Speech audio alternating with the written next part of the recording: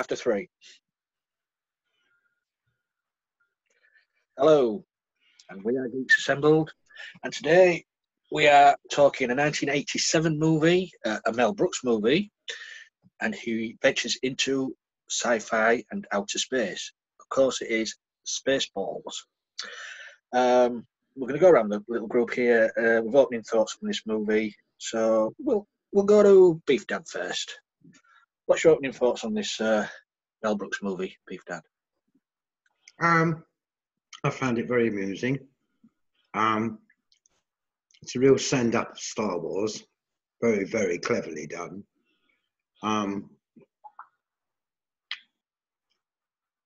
With Rick Moranis playing Dark Helmet, but a bit short, really, compared to the original.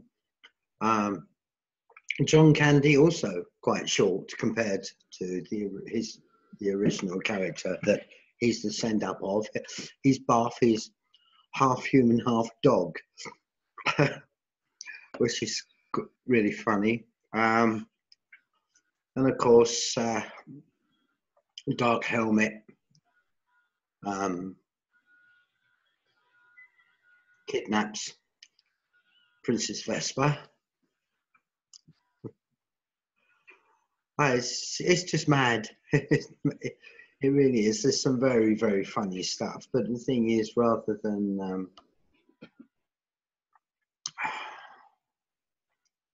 I'm having problems with remembering the Star Wars characters and the name Star Wars. No worries. But yeah, the female robot. Dot Matrix is a send up of the golden robot in Star Wars, voiced by Joan Rivers. It's also magical. They don't just do Star Wars. That's the wonderful thing about it. You have also get a bit of a send up on what's it called?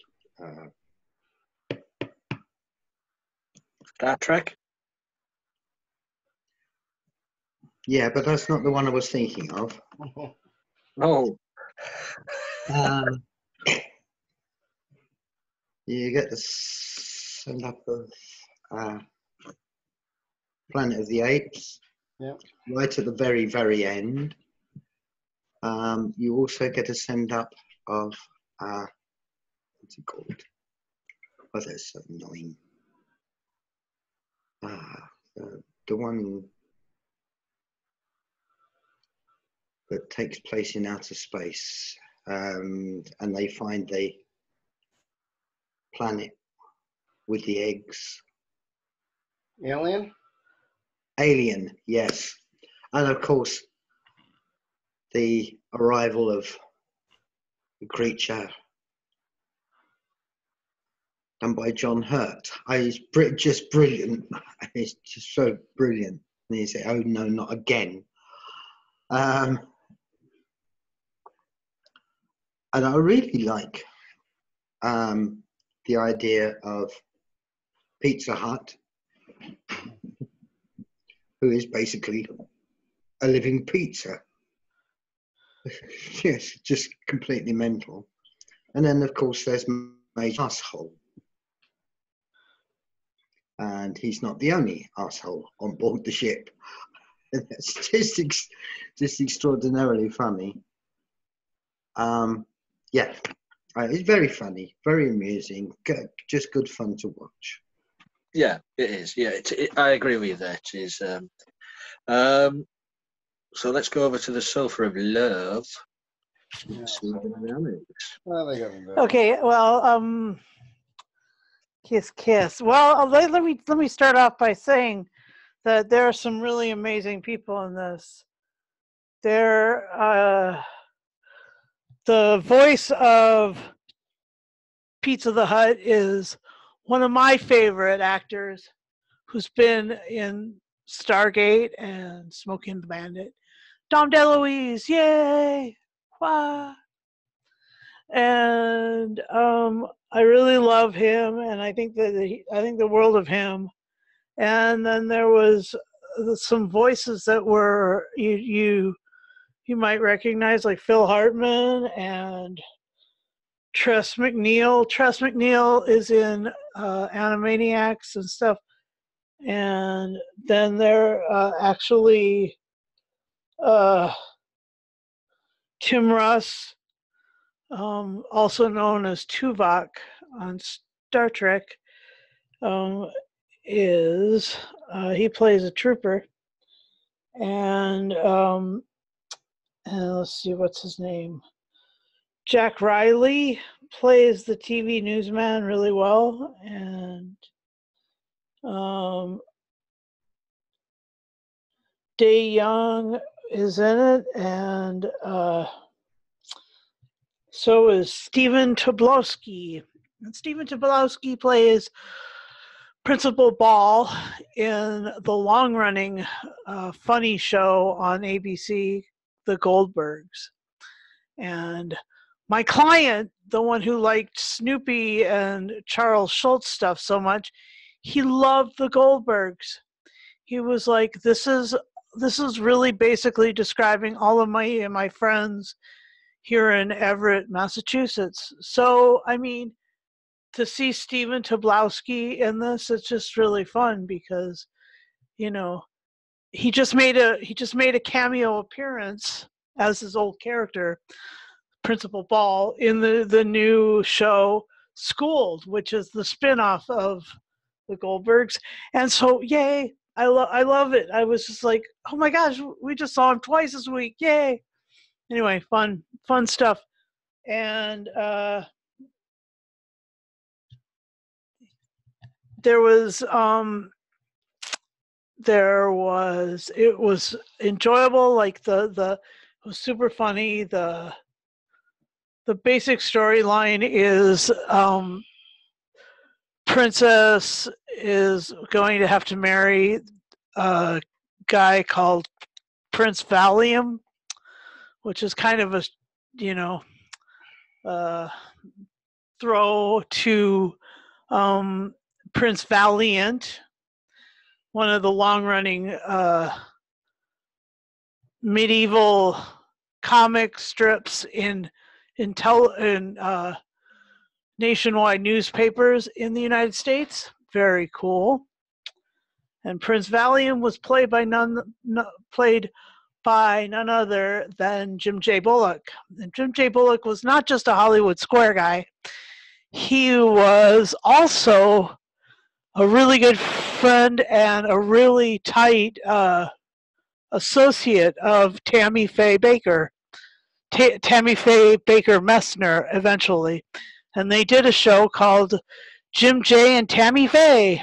And I love Tammy Faye. I'm not really fond of Jim because Jim really kind of destroyed their marriage and kind of pushed her into her funk. And anyway, I really love Tammy Faye. She was a big sort of supporter of gays and lesbians, and she was a really big supporter of the revival culture. Also, she never lost faith in her God, her mascara, and her friends. And so, anyway, just interesting to see Jim J. Bullock in this. And the other thing that was really, really awesome about this is it also is a send-up of, to continue what Beef Dad was saying, it was a send-up of Transformers, because their spaceship didn't just stay a spaceship. It transformed into a super mech made with a Hoover, a great big huge Hoover with a bag, like a bag upright vacuum cleaner, which was fun. And that's how they sucked all the atmosphere out. And the princess took off in a Winnebago with a couple of scruffs, and she and her droid were, out and about in outer space, and stuck in a on a desert planet. I was surprised that they didn't send up Dune, but they were a little. Mel Brooks isn't he doesn't like to send up super serious stuff. He likes to send up quasi serious stuff. He himself enjoys comedies and lighthearted things, and Dune, I guess, was a little heavy-handed, being that the only visual one was David Lynch. Anyway, so there was all these sorts of things going on, and it was a really amazing sort of movie. Very funny, very heartening, hilarious, and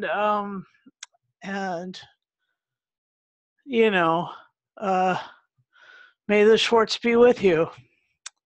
Oh, and it's cringeworthy. I'll just lay that one out there. They're using the Schwartz to hurt each other's private parts. The secret policeman's private parts. No, their private parts was sort of a cringe, a definite cringe. Anyway, I'm just going to drop the subject at this point and pass it off to Alex, who. Okay, so to shorten this, because we're turning into 3 films here. I like it. I mean, again, okay, but not for a video review. Okay. So yeah, I mean, again, this is the same person that brought you Young Frankenstein, Blazing Saddles. It's not as funny as that, unfortunately. But they can't be that good, unfortunately. But again, there's a lot of actors here that they work in Animaniacs and they work in other comedy shows. And you have John Hurt playing the Alien Tribute. You have Planet of the Apes. You have a little bit of Star Trek. You have the sound effects guy from Police Academy and Lavalantula now in his old age. Rick Moranis unfortunately had family issues and family tragedies, so he kind of gave up on the Hollywood machine. And unfortunately, a lot of people have died, like John Candy and other people, Van Patten and things like that. So if they are going to do a sequel, it's going to be very different. They did do an animated series. It was cute. It's not as funny. Yeah, they probably waited too long to make this movie. However, they were right about the silly. Unfortunately, science fiction gets the treatment for the silly solutions, the silly special effects. But it was very meta in terms of the fast forwarding to the part of the movie where Rick Moranis and the other guy are looking around. When did this happen? Just now, just then, just now, just then, and all that. They also were correct about the surrounded by a-holes as well. So they had a lot of similar jokes like that, including the self-destruct button, why you would have that on a ship and not know where the cancellation button is very funny. But yeah, some things were not that good. But again, they can't all be top of the line. And of course, we have to say, or I will say, that Family Guy, Robot Chicken, and other places and CinemaSins have made fun of tons of the Star Wars movies. And it is kind of funny how meta it is that they made Han Solo the hero when he, spoiler alert, got killed in The Force Awakens. So it's very funny in a way Mel Brooks kind of saw how the trilogy was going to a little bit go off the rails. But again, it's science fiction and it's not taken too seriously except by fans of it. So I guess that's good in a way that they made fun of it. you still have a little bit of the sort of Jewishness of the Mel Brooks variety, as opposed to the Woody Allen variety, which is very whiny and has unfortunately turned very cringeworthy. And the other problem is, you have to worry about comedy because what was funny 10, 30, 40 years ago may not have the same effect as it does now. But like I said, it does hold up reasonably well. There's a lot of in-jokes. There's the Alien, there's Planet of the Apes, Star Trek, Star Wars. But like I said, it's been done. Yeah, the other series that I just mentioned did it better. But like I said, I do like Mel Brooks. I do like Woody Allen. It's probably also that the society and the studios have changed, so their humor is not the same. But it was, and it is very funny if you count the 60s, the 70s, and the mid-80s. And then the society really changed. And while they're still making movies, it's not as many, and they're not quite as hilarious because every 10 to 20 years, the society sort of changes a little bit and shifts. But the funny thing is, in Spaceballs, they do sort of have a little bit of the cringe-worthy humor of today, with the tail going everywhere that the waitresses had to tell Barf, hey, watch it with that thing.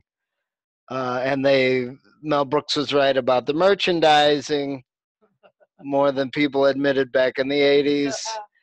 And they have, Spaceballs, the placemat, the blanket, the this, the that, the flamethrower, all this type of stuff as well.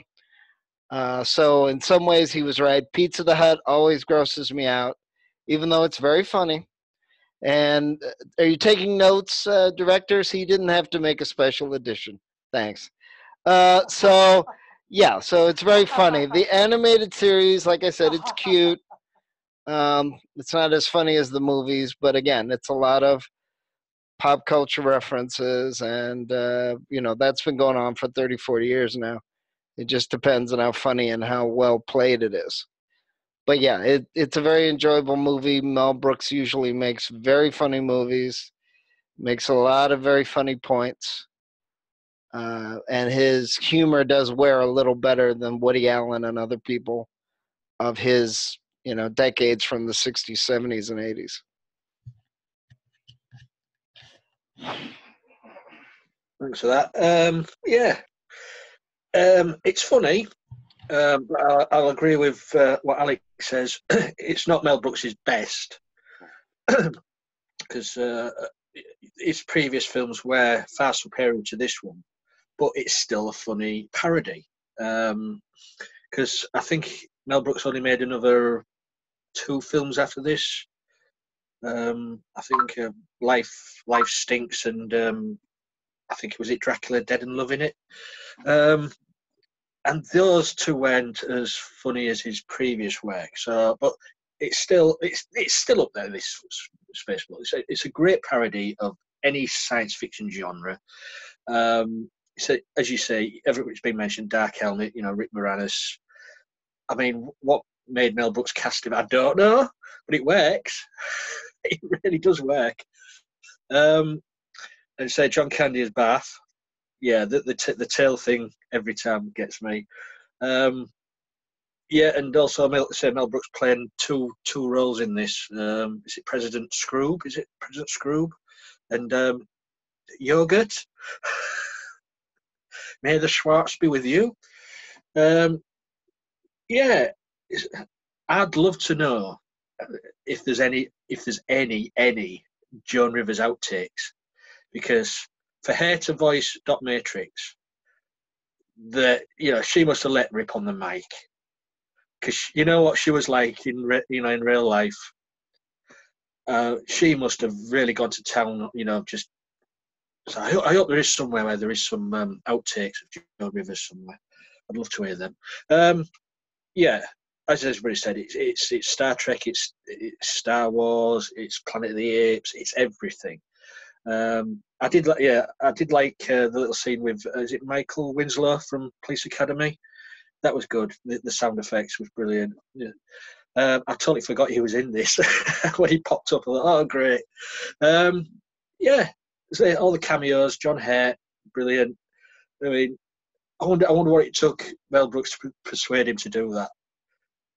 Because, John Hurt, A Night of the Realm, like, what a comedy! But we'll do that.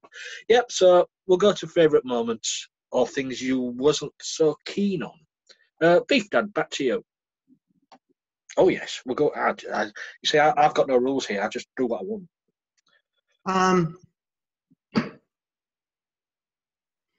Yeah. I quite like the opening with when they show you the size of this spaceship, and it's absolutely enormous. The bit where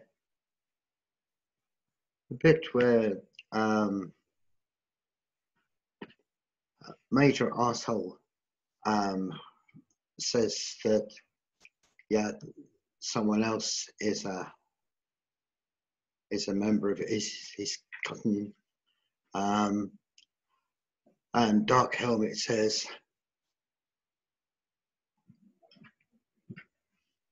"I'm surrounded by assholes," and then all the crew stand up. That is just so funny. That really is so very funny.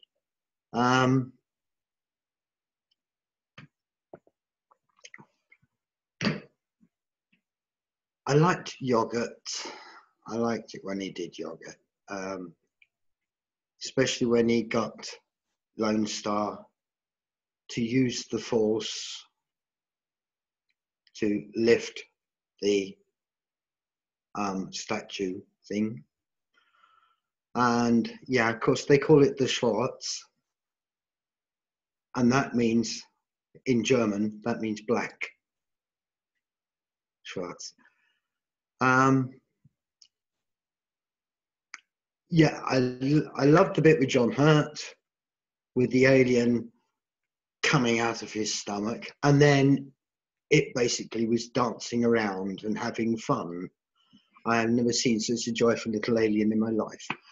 And then, of course, after they've managed to destroy the ship, after it has become the Space Maid, with the Hoover, and all that is left is the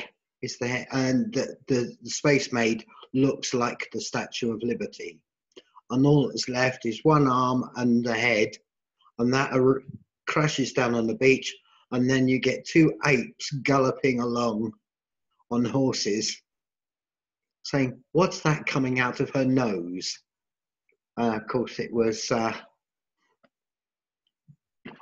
Dark Helmet and the President. It's just so crazy. It's so crazy funny. Yeah, I loved it. Those are my favourite bits. Thanks for that, Beef Dad. We'll go back to Susan and Alex. Over to you two. Well, okay. Here's another touchstone, a torchstone. No, a torchwood. Okay, we're back at Lee. We're back in Lee and Beef Dad. We're back talking about Torchwood.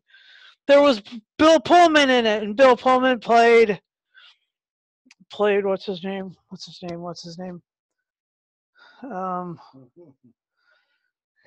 Lone Star, and so Bill Pullman was in the Miracle Day episodes of Torchwood, the whole last series of the Torchwood episodes. Anyway, super fun. He played an evil guy on that one, but in this one he played the good guy. And the other thing that was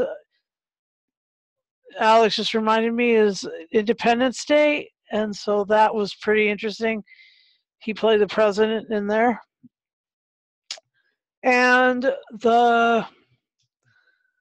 I mean, my favorite moment is gotta be, I love it when Dick Van Patten passes out on the desk, because he runs out of air. That was kind of fun. Seeing Dick Van Patten on a movie. I mean, I honestly don't remember ever seeing him in a movie other than this. Because he was always on television. He was ubiquitous on television. He had a TV show that was really important to me as a kid called 8 is Enough. So that was pretty fun to see him. And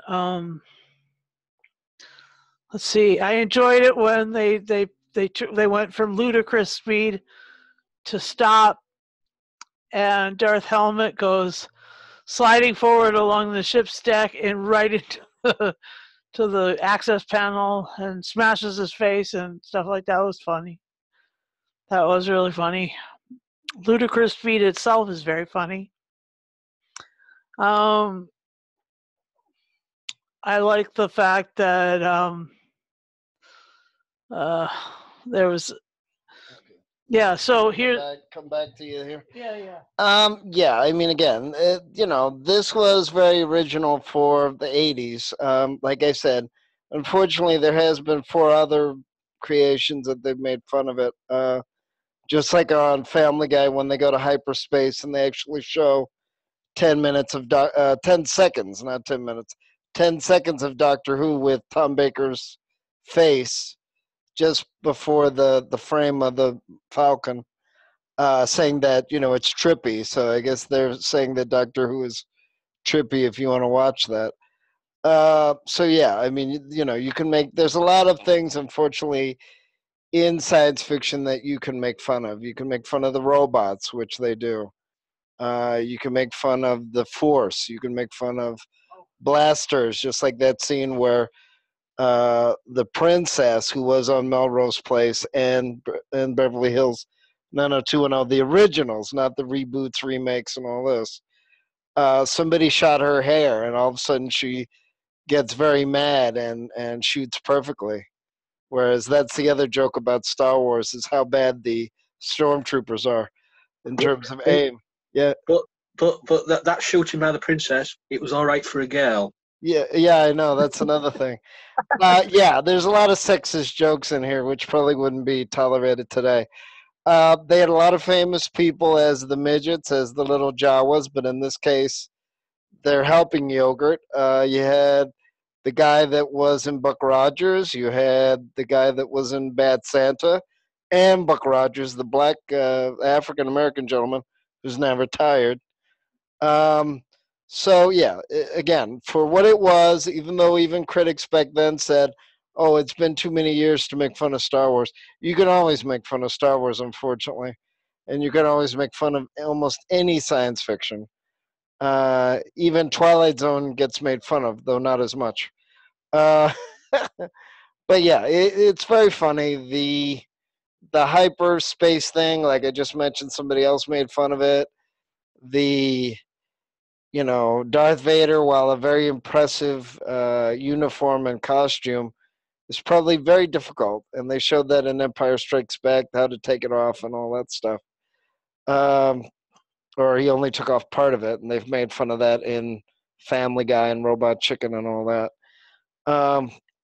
The other thing that was funny was all the troops on the base, and they were making fun of Star Trek with the Nick pinch thing.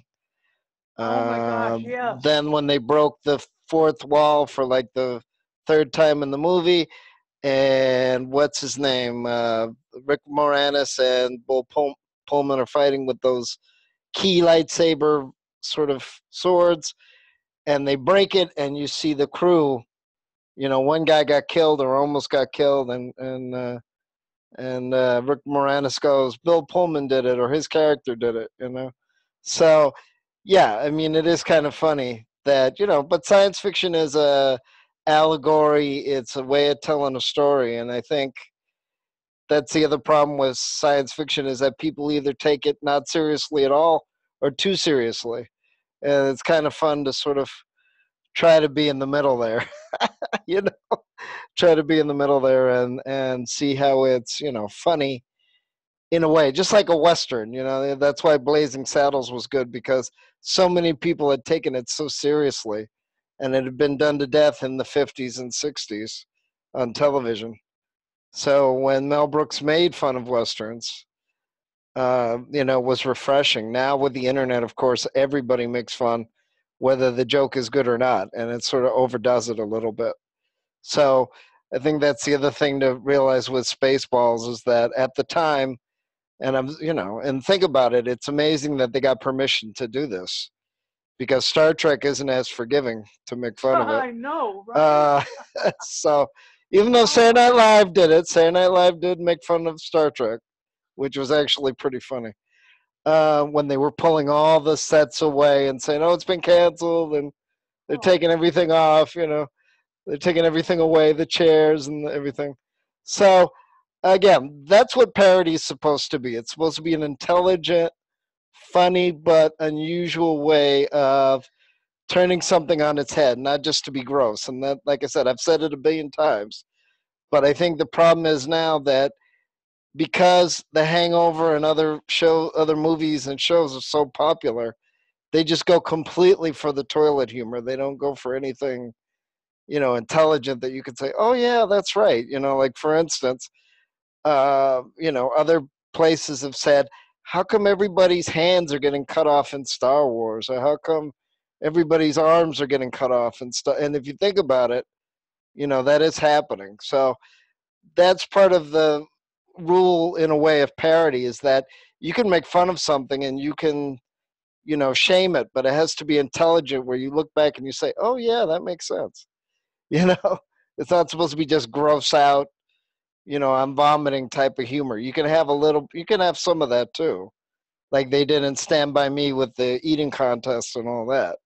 But if that was the whole movie, it wouldn't have been as good, and it certainly wouldn't have made it back then, because that wasn't the predominant humor where it is now, where it's all, you know, food poisoning and other weird things that it might be cute for a minute, but not to concentrate, you know, 20 minutes on the movie. Even though I didn't like Pizza the Hut, but it was funny to make fun of that, you know, alien, and how, yeah, technically it's a very gross character. So that's why that parody makes sense, because it's a tribute, but it's not, you know, and it's funny because it's not just referencing him. And there's been like 20 years now where they just reference something, but they don't put any thought behind it to say, that's why we're making fun of it. That's why we're, you know, talking about. We're not just saying Star Wars and then do nothing. We're, you know, analyzing or we're critiquing, you know, the way that it's done. Like I said, Darth Vader, yeah, it's you know, it's a great looking outfit, but yeah, it must be horrible to get in and out of. I mean, you can't sleep in that thing. So, you know, it's very funny, or it's very funny, you know, C-3PO, which they can't do a complete ripoff, even though Dot Matrix is very similar. And there is that scene where they all pass out in the desert, and the little Jawa type of creatures have to lower the legs and, you know, give everybody water, and the robots case oil and stuff like that. And then Mel Brooks is making fun of everybody by saying the merchandising, where the real money comes from. You know, so in a way, he's making fun of movies. He's making fun of fan stuff. He's making fun of, you know, everything. But he's also doing it in a very funny way. Oh yeah, well, Mel Brooks has never been one to hold back. He makes fun of anybody, any race. I mean, he's Jewish. He makes fun of the Jewish. He makes fun, you know, coloured or whatever. And back then, it did work back then, and because you still laugh at this, it's harmless fun, and yeah, it's Mel Brooks. I've always said it. I've said it in another cast before. They should give him an honorary knighthood in this country. You know, make him an honorary knight for his work in the cinema. But he's 92 now. Yeah, they usually do. They usually do give knighthoods out when you get to about that age. No, He was also in the Army and in the 40s. And Yeah. he also is getting, his birthday's coming up in June. So if he makes it, it'll be 93 or 94. Well, hopefully he does. We're not going to jinx anything there. So the other movies that we have reviewed, we reviewed Blazing Saddles and we reviewed Young Frankenstein. Young Frankenstein. Yeah. Yeah, as I say, I love Mel Brooks films. I grew up watching Mel Brooks films. As I say, this one, some of these, my favourite moments in this. There was, I know it's a comedy movie, and in the one where it's, the beam me up Scotty thing, and he beams up and his head's the wrong way around. But did you notice his hands wasn't? Yep. When he said, "Why didn't nobody tell me my ass was as big as this?" I mean, his hands were still the same way. Yep. Yeah, well, you can allow for that, and also that the what do you call it,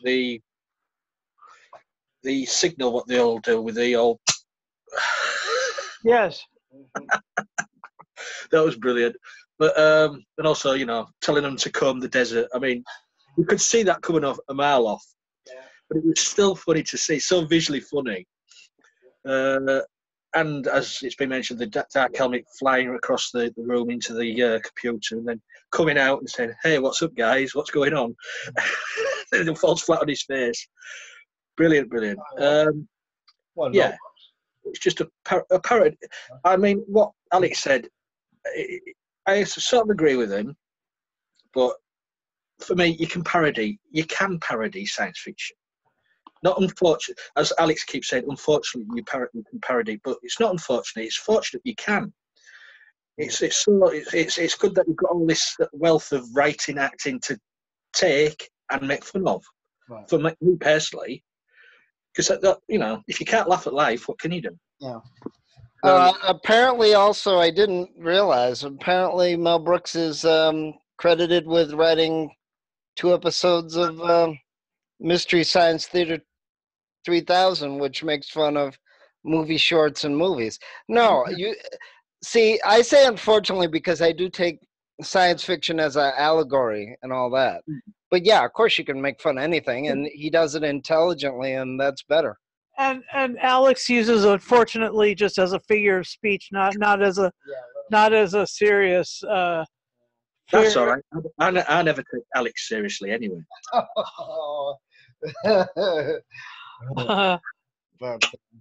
Anyways, right, shall we go to final scores?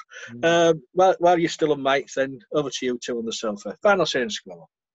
Okay, well, I'll give this a 10. It's hilarious. I would show off my VHS, but apparently I sold that when I moved here, but it's super cool stuff, and I enjoy the heck out of Mel Brooks stuff. Robin Hood. I think the ones that we should do next are Robin Hood Men in Tights. I think that we should probably aim towards that, or History of the World Part 1. Just FYI, those are a couple of my future ideas for casts. And so here's Alex. Well, now that Susan mentions it, History of the World Part 1 and 2, even though it was really Part 1, sort of also gave inspiration for the airplane movies. And of course, as we know, Mel Brooks is not his birth name. He is Jewish. He also contributed to, more than contributed to, the Get Smart spy TV show where they had the original mobile phone in a shoe. So that was a little bit adventurous as well as an android as well in that Get Smart TV show, which they made into a movie with Steve Carell and Andy Dick as the TV version as well. He was also in Your Show of Shows, which was a 1950s comedy show, and one of the famous scenes from that TV show, Sid Caesar comes out dressed as the devil. He comes out on the stage. He looks around at the audience for a minute, says to a woman, "You look like the place I just came from." So you sort of get that. You get that type of humor. And again, it's not as good as Blazing Saddles or Young Frankenstein, but Men in Tights is very funny as well. And it also had a lot of famous people that have since become very big in terms of stardom and stuff. And again, that was making fun of the English and the Robin Hood movies, which are now getting as much parody as the sci-fi movies, especially since the last 5 versions haven't really been good. So I would give this, I'm going to give it a 9, but only because for its time, it was very good at making fun of it. And Mel Brooks is usually in the 90 percentile in terms of parody, making fun of something, and as they say, taking the piss out of something in terms of America, and doing it very intelligently and very funny. And I think that's missing from a lot of parody nowadays, that I watch it and I go, oh, it's just vulgar. Nothing but vulgar. There's no intelligence. Whereas here, there's intelligence. I mean, the actors and the characters are admitting that it, some of it is silly, just like the news reports and other things. And that's the point of parody is, yeah, you do a tribute to it, but you also make fun of it, but you do it very smartly. So you laugh at it because there's more than an element of truth in it. There's more than just, I want to, like now it's just being vulgar. It's just being gross. It's just, you can, there's all different types of level of writing, all different types of comedy, all different types of tragedy. So that's why I love Woody Allen and Mel Brooks, because when they do a very good movie, it's very, very funny. Thanks for that, and we'll go to Beef Dad for his final say and score. Yeah. Well, I mean, one thing we mentioned that the spaceship was on self-destruct, but all the escape pods, and the people that were going into the escape pods and getting out before the president and